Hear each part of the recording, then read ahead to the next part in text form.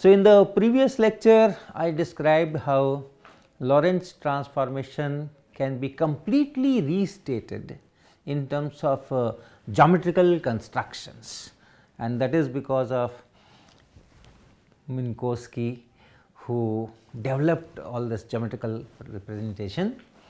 And the recipe is very simple. If you have frame S, and in that frame S, for that frame S you draw two lines perpendicular to each other, call this as x axis and this as CT axis, and any point on this diagram corresponds to an event which occurs at a certain point on the x axis and at a certain time. So, if this is that representative point P, what do? You draw a line parallel to the CT axis, and then you reach here, this point, and then draw a line parallel to the x axis like this, and you reach here. This is x, this is x. So, this is the place. Once you get the x, you know, okay, at this point of the x axis the event has occurred. And when did it occur? So, this is CT. So, once you know this is CT, then you know that okay, the event occurred at that particular instant. So, you know the location and you know the time. So, the event is described in S frame by this point P. What if I look at this event from frame S prime, which moves with respect to S with a velocity v in positive x direction and so. So, if you are in S prime frame, the same event which has coordinate x and t or x and ct, the corresponding coordinates will be x prime and ct prime. So, what we want to know is, in S prime frame, where did the event occur and when did the event occur, and how do I get this x prime and t prime from x and t? One way is Lorentz transformation, we had been doing that, but now forget Lorentz transformation, come here. The first thing is, once you have the S prime frame, you know the velocity of this frame with respect to S, and therefore, the velocity v is known. So, calculate this angle theta, tan theta is equal to v by c, and once you get this theta, draw a line, call it x prime line, and this angle is theta, and draw another line with the same angle from this CT axis, and this is that line, this angle is also theta, and this is CT prime, this line is CT prime line. So, now you have oblique axis for S prime, you have oblique axis here, and if you want to know what is x prime, what is t prime, what you do? Your axes are now oblique. So, same story, from this point P, from the same point P, you draw a line parallel to this CT axis. So, the line will be like this, the line will be like this. Let us call this point as Q, call this point as Q, and then draw a line parallel to this x prime line. So, from this P you draw a line parallel to this, like this, parallel to this x prime axis, and call this point as, let us say, R. So, this OQ, this you have to measure, and x prime will be equal to OQ. Normally, I will say that okay, these are my axes, so this is x prime and this is CT prime, but on this line, yes, in this diagram, yes, this is x prime and this is CT prime, but actual x prime is this multiplied by square root 1 minus beta square by 1 plus beta square, and CT prime is equal to this OR and multiplied by the same factor 1 minus beta square by 1 plus beta square. And what is beta? This is beta. So, draw these two lines, measure this OQ and multiply that OQ by this factor square root 1 minus beta square 1 plus beta square, beta is V by C. So, you know what is x prime, and similarly measure this OR and then multiply that OR, that length OR, by this square root of 1 minus beta square by 1 plus beta square, and you get CT prime. So, from this geometrical construction you know x prime t prime once you know x and t. So, that is the thing which we discussed. And if you go parallel to x prime line, suppose you have an event here represented by this, and this is parallel. So, you are going parallel to the x prime axis. So, then x prime will change, but this t prime will not change, because from here you have to draw a line parallel to x prime. So, the same line will be there, same line will be there. From here you draw a line parallel to x prime, the same line will be there. So, all these events have same t prime, they are simultaneous in s prime. The events represented by points like this, like this, like this, like this. If you draw this line which is parallel to x prime line, then all points on this line represent events which are simultaneous. Similarly, this point, this point, this point, this point, there is an event corresponding to this, there is an event corresponding to this, there is an event corresponding to this, and so on. For all these events, once you draw a line parallel to CT prime, they will all come to this Q only. So, all these events are occurring at same x prime. In s prime frame, they are occurring at the same point. So, these are the things which we discussed. And another thing you can just see that since our frames always have velocity less than c, so that means this beta is always less than 1, and therefore, this theta is always less than pi by 4 or 45 degrees. So, this is one frame with certain velocity v. If you go to yet another frame with larger speed, larger velocity, larger value of v, what will happen?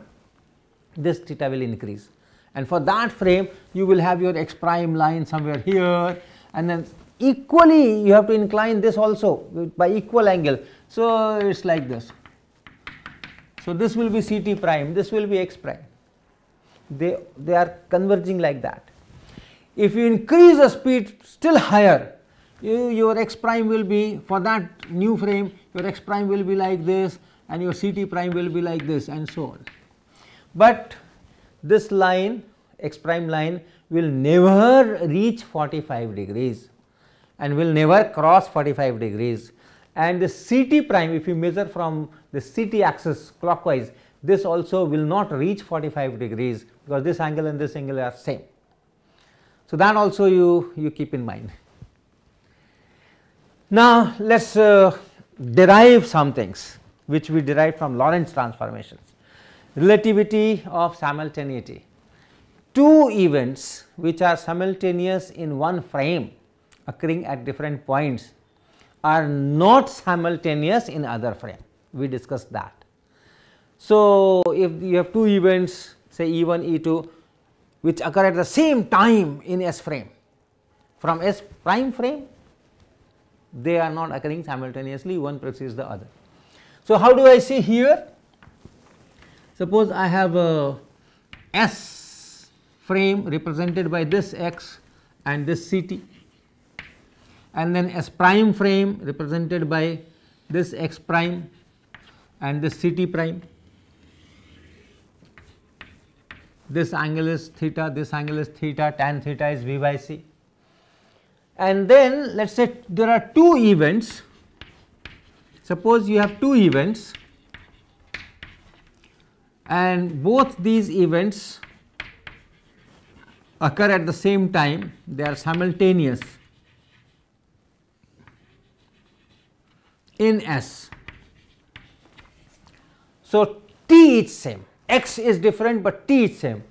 So, if one event is represented by this point, another event is represented by a point like this. This is P1 and this is P2. So, in S frame, How do I get t? You just draw a line parallel to x axis. You draw a line parallel to x axis and then it meets here. So, this is the time of event P1. And what is the time of P2? Once again from P2 you draw a line parallel to x axis, it is the same line, it will cut at the same point. So, same t. So, they are simultaneous in S frame. What are their time in S prime frame? For this event, what is t prime? How do I get t prime? To get t prime, I have to draw a line parallel to this x prime axis. So, in S prime, how do I get time for this?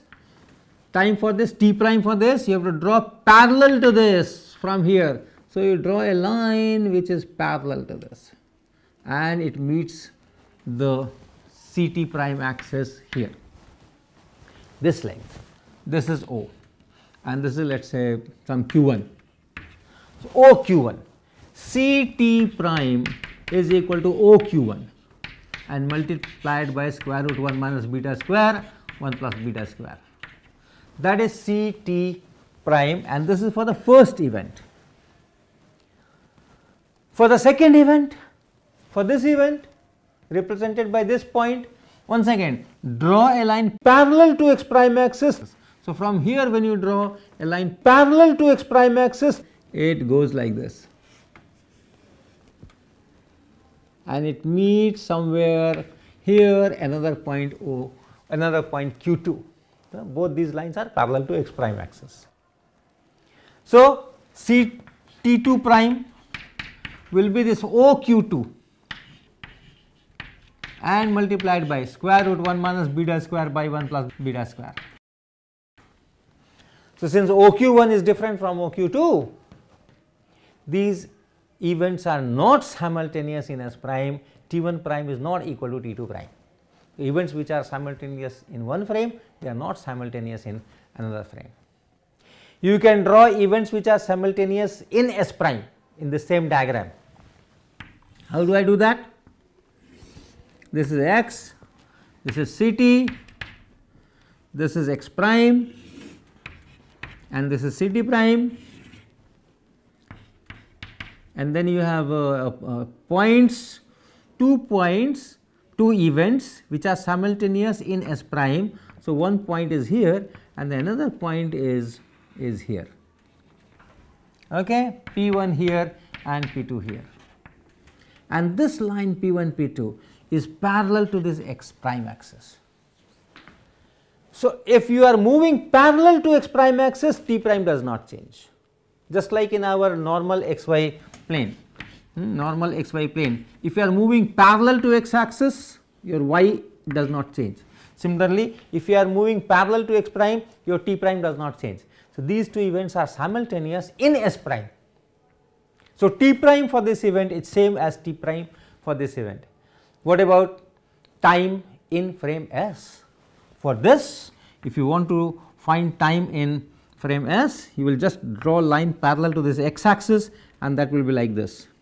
And for this event, if you want to get time in frame S, then you draw a line which is parallel to this and you see that this is Ct1 and this is Ct2. So, T1 is not equal to T2. Now, let me go further. Let me say I have 2 events P1 and P2. P1 is here, P1 is represented by this point and P2 is represented by this point, and purposely I have drawn it this way that slope of this P1 P2 is more than 45 degrees. My question is, can I find a frame in which these 2 events are simultaneous? So, in this S frame definitely no, P1 this is Ct, P2 that is Ct. So, T1 is not equal to T2, they are not simultaneous, but can I find a frame? If I go to any S prime frame, it will be like this: S prime here, X prime, and Ct prime here, and this is not parallel to this line. If you increase the velocity, it will go here and that will go here. Still, this is not parallel to this line, because this slope I have drawn is more than 45 degree, and for no frame you can have this x prime which makes angle with x axis which is more than 45 degrees. So, for no frame, x prime axis can be parallel to P1 P2, and the two events are simultaneously in a frame only if this P1 P2 is parallel to x prime axis, x prime line. Okay. So, in this case I do not have any frame if P1 P2 has slope greater than 1, right, greater than 1. So, this angle is more than 45 degree. There is no frame in which these two events are simultaneous.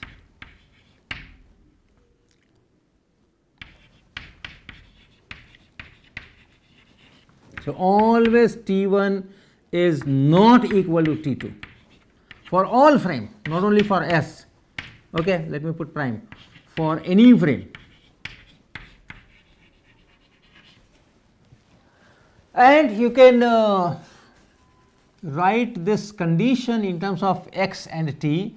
For this, if you draw a line parallel to the Ct axis and parallel to this x axis, then this is more than 45 degrees, means this length is more than this length. And how much is this length?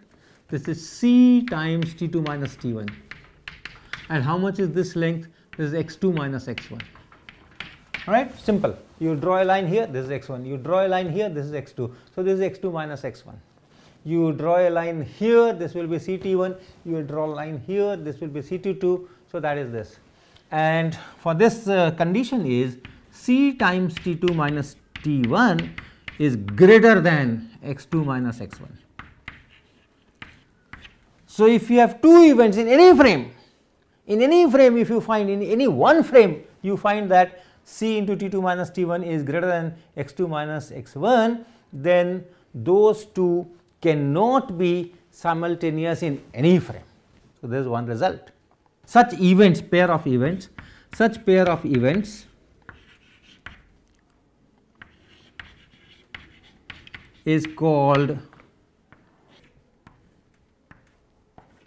time-like.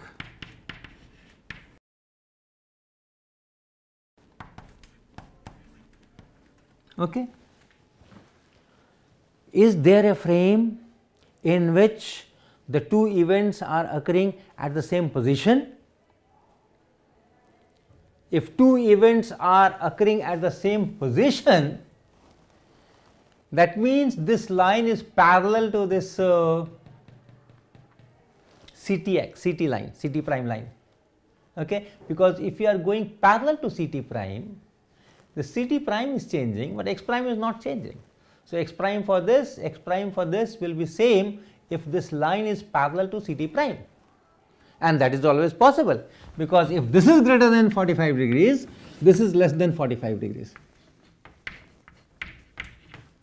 And you can always find a velocity so that this angle and this angle are same, this is less than 45 degrees. So, you can always find a frame for which this angle is same as this angle, and in that case this line and this line are parallel to each other, and in that frame this point, this event and this event, they are occurring at the same x prime. So, if that is this frame, then it is this x prime. Okay, you extend this line, it is this x prime, this length multiplied by this factor, of course. So at that x prime this event is occurring, at that x prime this event is occurring at different time. So your space coordinate can collapse, time coordinates cannot. So that is known as timeline. We will go further and derive the time dilation thing. Okay. So let me erase this, make space and then do that. So this frame that we have drawn here, x prime frame, S prime, and this P1, P2 is parallel to the CT prime line. So that in this frame the two events are occurring at the same position, and therefore the time interval between these two events as measured in this frame S prime is the proper time interval between these two events. Okay, remember that. So proper time interval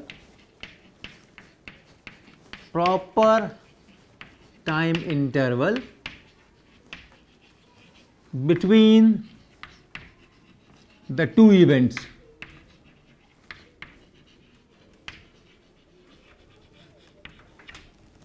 is the time interval measured in this S prime frame where the two are occurring at the same position. And what is that? What is that time interval? For this point, what is the time t prime for this event? For that you have to draw a line parallel to x prime axis or x prime line, and then this will meet somewhere here, it will meet CT prime axis somewhere here, and this gives you t prime of this. Similarly, to get t prime of this, from here you will draw a line parallel to x prime axis, and that will be like this, and that will meet here, and this will give you CT prime for this event. This gives you CT prime for this event, and therefore this interval, this distance, this separation gives you the time interval CT2 prime minus CT1 prime. But remember, don't forget to multiply it by that scale factor. So actual, this is on this diagram. On this diagram, you have C2 prime minus CT1 prime is equal to, this is C2 prime, this is CT1 prime, and this is that difference, which is same as P1, P2. This is a parallelogram. This is a parallelogram. P1, P2 is parallel to this. This is parallel to that. So this separation is same as P1, P2. So it is P1, P2. But that is on the this Minkowski diagram, and if you want the time in seconds, this has to be multiplied by 1 minus beta square by 1 plus beta square. So that is the time interval. So T2 prime minus T1 prime is equal to P1 P2 divided by C, and then 1 minus beta square, 1 plus beta square here, square root there. That is the proper time interval. And then what is the time interval in frame S? In frame S, this is x, this is CT. So what is the time in frame S for this event? You draw a line parallel to x axis, and then you get a point somewhere here. This is your time for this event as measured in S frame. I am going parallel to x axis, this x axis. So I am getting this. This is my CT1. This is my CT1. Right? This is CT1. And similarly for P2, you draw a line which is parallel to x axis, and then you reach here, and this is your CT2. This is CT1, this is CT2, and this difference is CT2 minus CT1, and no scale factor, no square root 1 minus beta square. This is S frame, and this length is same as this length here. This length is same as this length here. This is CT2 minus CT1. So C times T2 and minus C times T1 is equal to this length here, and this length is P1 P2 into cos theta, this angle is theta. Okay, this angle is theta, this angle is theta, this is theta here, this is theta here, and it is the same angle. This line is parallel to this line, this line is parallel to this line. So, you have that same theta here, and it is cos theta, P1 P2 into cos theta. So, it is P1 P2 into cos theta. So, T2 minus T1, remember this is improper time interval, this is improper time interval.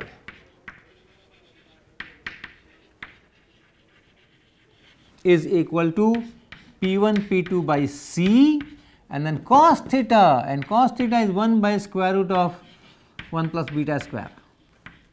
We have done it several times. Tan theta is beta, and therefore cos theta is 1 by square root 1 plus beta square. So, if you write this as delta t improper, and if you write this as delta t proper, what you get is delta t proper is equal to, or let me divide it, this is P1 P2 C, P1 P2 C, and this lower part, okay, this part P1 P2 by C, and then divided by square root of 1 plus beta square, that is here, that is T2 minus T1. For this I can write T2 minus T1. So, it is delta t, T2 minus T1 is delta t improper, and then multiplied by this factor square root of 1 minus beta square. That means delta t improper and multiplied by square root of 1 minus b square by c square. Proper time interval is the smallest time interval between two events in measured across all frames, and that factor by which it is smaller is square root 1 minus b square by c square. That is the time dilation formula we derived from Lorentz transformation. So, the same equation you can get using all the geometrical representations. Similarly, you can derive equation for length contraction, whatever you have done with Lorentz transformation using algebra, t is equal to t prime is equal to t minus x b by c square, etc., etc. Everything you can do with this recipe. So, that is the strength of this Minkowski diagram.